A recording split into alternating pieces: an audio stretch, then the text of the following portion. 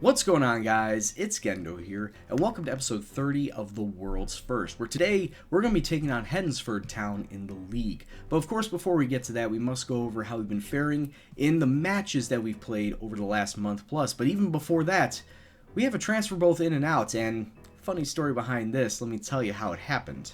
Ladies and gentlemen, say hello to Marvin. Marvin McCoy is a 31-year-old Antiguan right back. Now, you might be wondering, Brian, why did you pick up another right back? You have 3 or 4 already. Well, Marvin McCoy pretty much is the best out of the bunch after I scouted him. We have him on 18,750 pounds for the year, and just take a look at some of his stats. I use mostly wingbacks out on the side, on the left and right back areas, so I'm looking for good crossing. He has the best crossing out of the bunch with a 10. His marking and his tackling not the best, but at the same time, I'm not looking for him to tackle all that much. I'll leave all that for the center backs. I just want him to move forward and cross the ball into the box, and he's got good pace on him too with a 13. Now, the reason why he is getting paid $18,750 is because I needed to release somebody that had more in terms of wages. But how? Most of my players are on contracts, full-time contracts at that. There wasn't really anybody I could release. Cue Louie Fezzik. Louie Fezzik, as you can see, he's 35 years old. He also is making 20,000 pounds for a year, and for somebody that really wasn't getting much play time, as well as winding down his career, there had to have been some way I could lower his contract. So I decided to offer him a new contract. Funnily enough, the contract that popped up that he wanted was a non-contract deal, which was perfect for me. So I offered him the lowest amount of appearance fees and clean sheet that appeased to him. He accepted, and then I promptly terminated his contract. He was not going to factor into my squad much further, so I'm glad that I was able to get rid of him without having any penalty, paying him in compensation or whatnot, just to get him off my books. I know I'm a dick manager like that. I'm sorry, but he just was not... He was not going to be used anymore, and to continuously pay him the $20,000 for the season, and it just was ludicrous. So he's off the roster. He's no longer hindering me anymore with his £20,000 wage bill. And now I have a much better player who's earning slightly less, but still less than what Louie has. And now that we've gone through the tale of how I conned a man out of money, let's take a look at the matches that we have played since Cheltenham. And to be quite honest with you, we have not lost in the league. It's only when we faced Tadcaster in the Cup that we came across our match, as we drew to them in the first leg, which was away, and then unfortunately could not come away with the goods at home in the replay, as we lost 2-1 to them, Luke Wright being our only goal scorer in the 8th minute, and he was one that actually scored first, but our defense was not able to hold up as Tadcaster moved on, and we were left with 10,000 pounds and a shove off back home. But like I said, other than that, we have not lost in the league just yet. 3 wins and 3 draws. Let's take a look at the matches since then. After the win to Cheltenham, we drew to Stockport by the score of 1-1. Anthony Steer, in his first start of the season, getting himself a goal in the 40th minute. However, in the 85th, Stockport coming back and equalizing. Very unfortunate. Thought we deserved enough to get all 3 points, but not on this day. We did get all 3 points versus Altrincham, though, defeating them by the score of 2-1. Once again, this time we did not score first, yet came away with the victory. Charlie Gorman and Anthony Steer getting the goals on our side, and everyone playing rather average. And this just happened to be the one time where rather average got the job done on the day. After that, we played the cup matches, as you can see, and then came back with, against Corby, we only came away with a draw, 2-2. Anthony Steer and Elliot Pond, the tandem, the striker tandem that I've been using now since the Cheltenham match, has come up big. 45th and 55th minutes respectively. We were up 2-0 at that point in time. Unfortunately, the defense was not able to hold back Corby, and they scored 2 in the following 15 minutes, which knotted up at 2 apiece. Overall, I felt that we, once again, had the talent, had the ability to come away with the 3 points, but it just was not happening on the day. Another 2-1 victory against Solihull Moors, 3rd place Solihull Moors at this point in time, so we were very lucky to squeak away with something. Przespolewski and Andy Gascoigne, 2 players that really don't get in front of the net all that often, were able to come away with goals just 5 minutes apart from each other, and then one from Michael Ngu for Solihull Moors just 15 minutes from time. But our defense was able to hold stout and hold Solihull Moors to nothing else after that first goal, as we were able to come away with all 3 points.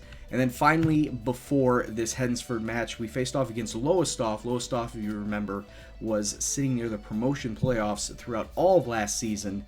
They were doing okay this season, but we only came away with a 2-2 draw here. Benny Iggyhan, Anthony Steer come away with the goals. Iggyhan's coming out of penalty, and I thought for sure Anthony Steer's goal was the match decider in the 81st minute, but kickoff abuse. Lowestoft right directly from the kickoff scored within a minute of getting the ball back and knotted it back up at 2 apiece. So we only come away with a point there, but like I said, undefeated, didn't come away with any losses. I think that's a fine run. 3 wins, 3 draws. How can you complain? And with that little run of form, that has actually pushed us up into 8th place now. 21 points through 14 matches. We are still a long ways off the top, as Loughborough United are just running away with the league right now. They are 11 points clear at the top, ahead of Fylde, Ilkeston, Nuneaton, and Tamworth. If you actually take a look at Loughborough United, you'll see that they have 3 straight promotions from the county leagues all the way up into the Vanarama National League North. Now that's unprecedented. If they get one more, 4 straight promotions all the way up into the National League, I think that's very unprecedented. I don't know if anybody's actually done that before, so good on for them, but that just means that we're not chasing a title anymore. We're just chasing promotion playoff spots. That being said, if we get a win here, we could possibly move up into those promotion playoff spots. So let's get into the match today versus Hednesford. So Hednesford are going to come out in a 4-4-2, you know, your bog standard lower league 4-4-2 like you always see. And we're, of course, going to be coming out with our narrow diamond that we've used for the past couple of seasons. And we are going to be starting Luke Chambers in net, and that's a new name. You haven't heard of him yet. We picked him up on a free. The 25-year-old Welshman isn't as eccentric as Callum Williams, but at the same time, he's also a little better shot stopper and a little faster.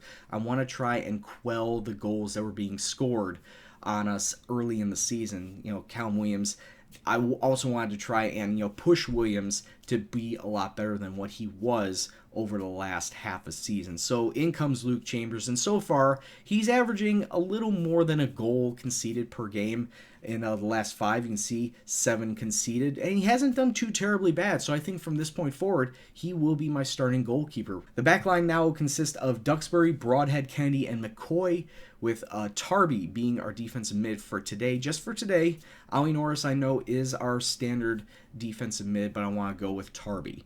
Gascoigne and Gorman will be our 2 center mids, with Armstrong as the attacking center mid. Anthony Steer and Benny Iggyhan sitting up front. We're giving Elliot Pond a little bit of a rest. Hasn't done all that great as of late, so I want to see how Steer and Iggyhan get on, and hopefully, cross fingers, we get a couple of goals out of it. Match isn't played on paper, though, so let's kick off and see what happens. We've been in fine form as of late, but the first highlight goes to Hednesford as they are coming forward just a minute and a half into this match, as they are looking to just cross the pitch up and, you know, try and get a goal as quick as possible. A minute 40 into this match, Hednesford 1, Sheffield 0. What the hell happened there? I blinked and they already are leading.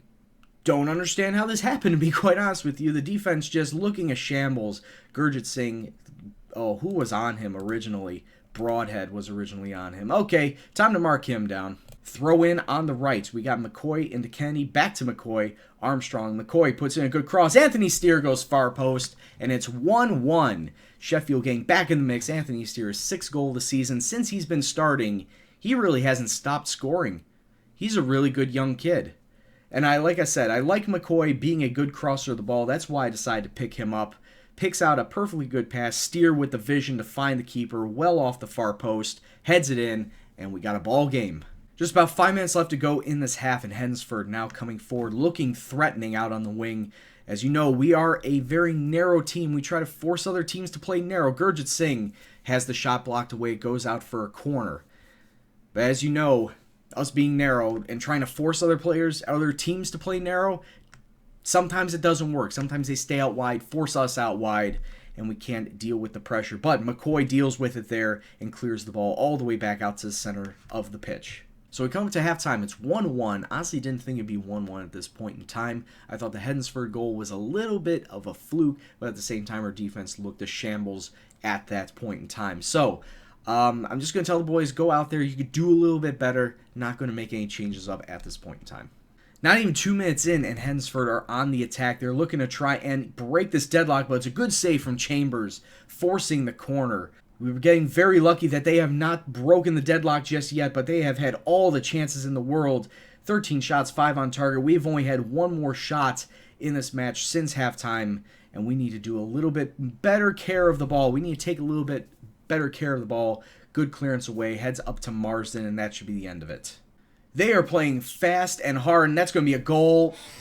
Oh my god, the defense, the long ball over the top what killed us right there. Hedensford 2, Sheffield 1. We tried to clear it away, but then their midfield just putting it over our back line. Singh being mugged by 3 guys, leaving Bat wide open for the goal, and that's as easy as you could do it. And we're down once again. Corner kick for us. Gorman trying to get it in, but it's cleared away. He gets it back in. Once again, cleared away. Gorman, third time, finds Gascoigne. It's through to Pond. Pond, he can take a oh my god, it fell to Marsden. Tom Marsden gets his first goal for the club. The loanee from Sheffield Wednesday, I believe it was, or Gillingham, I can't remember, gets the goal to knot the match up. It's 2-2. Oh my god, the ball just pinballing around. It falls to Marsden 1 time. Goalkeeper did get a hand on it, but we were very fortunate he couldn't parry it away as we get the goal. But now here is a highlight directly from the kickoff. And they always end badly for me, so bracing for impact. Ball over the top. Bat goes out wide. They can put in a good cross themselves. Rendell getting past his man, but it's saved away. I'm really surprised that Chambers wasn't able to hold on to it. Why is this highlight still going on? Singh out to the by. Oh my god. Why? This highlight. Oh my god. How do you let this happen? Takes it to the byline. That is the sweatiest goal, and we're not even playing FIFA. That is the sweatiest goal I've ever seen. That's an absolutely poor way to lose. There were no highlights since that goal, so that's why it just continued on. But that is an absolutely poor way to lose. 3-2 loss to Hedensford Town. Can immediately tie it up, and then they come down the pitch and score the match winner. How? When I have everything set to not only him, but to Bat. How do you not tackle Singh and not mark Bat? I don't know. My defense was not in the right mindset to play football today. They were just letting everybody go through. We did not deserve to lose this match.